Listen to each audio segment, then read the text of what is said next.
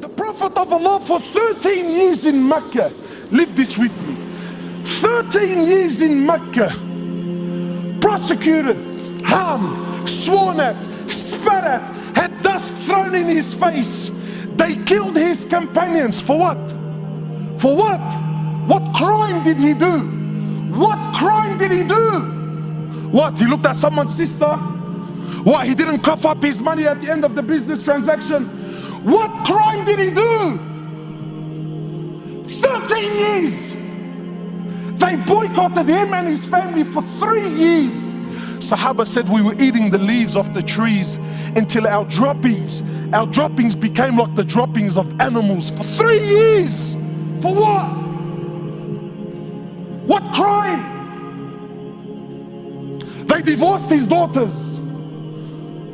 Sumayya radiallahu in front of the Prophet, publicly. I'm not telling you, Allah, you know what, that they started sending around a WhatsApp video about what. No. Publicly, live, in front of the Prophet and his companions, they grabbed Sumayya, a woman. They grabbed her publicly. They opened her legs in front of her husband and her son, and they rammed a spear into her private parts until they killed her. They exiled him from his land, Mecca, exiled him for 18 months in Medina. 18 months he was crying. Why? Because he was missing the Kaaba so much. They stabbed his pregnant daughter. As a result, she lost her child. 8 or 6, a few months later, she ended up dying in Medina. He buried every one of his children while he was alive, except for Fatima. In Uhud, they massacred the dead. His uncle Hamza, they cut his nose off, they cut his ears off, they ripped his liver out. Hind took a bite from his liver and spat it on the floor. Sahaba said when the Prophet of Allah seen Hamza, we never seen him cry like he cried when he seen his uncle Hamza. In narrations, he prayed janazah for his uncle 70 times. So much hurt and so much pain. For years. And then when Fatah Makkah came,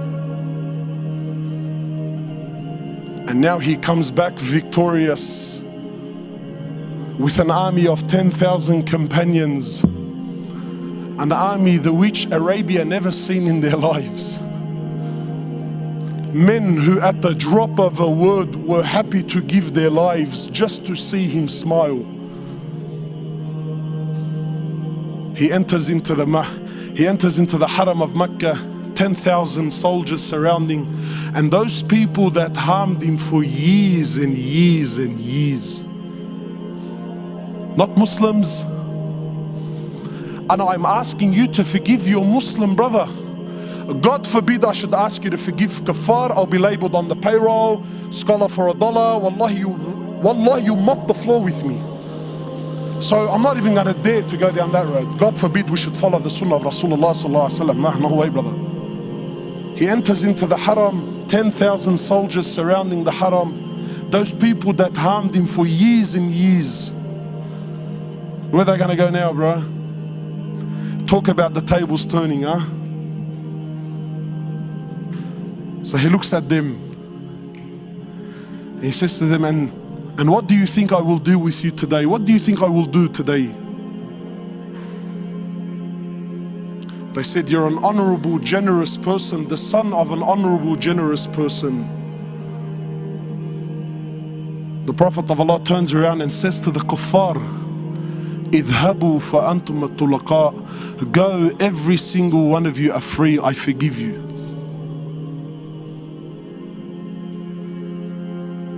Where's this sunnah in our lives, man? Where's this deen? Wallahi, my brothers, I take an oath by Allah, forgive me if these words are a bit harsh, but I tell you now, and this is my own personal opinion, Wallahi, even our love for the deen, even our love for the Sahaba is a love of dunya. Nobody here loves Umar ibn al-Khattab, most loved, probably one of the most loved. He's definitely my favorite. Nobody here loves Umar ibn al-Khattab because he had permanent marks on his cheeks from crying out of fear of Allah. Cuz we love Umar ibn al-Khattab because when his name was mentioned, the kuffar used to shake in their knees. No one loves Umar ibn al-Khattab because he had permanent marks on his shoulders. Why? Because he was servicing the community in the late hours of the night when everyone was asleep and wasn't watching. You don't love Umar for that. You love Umar because he was a man, brother. When he rocked up, cuz everyone buckled. The Prophet of Allah who we claim we love. Because I'm sure you're thinking in your mind, Wallah brother, may Allah reward you. Very nice khutbah, very emotional, very touching. But cuz you don't understand, what this person did to me is unforgivable. And I repeat, there is absolutely no scenario.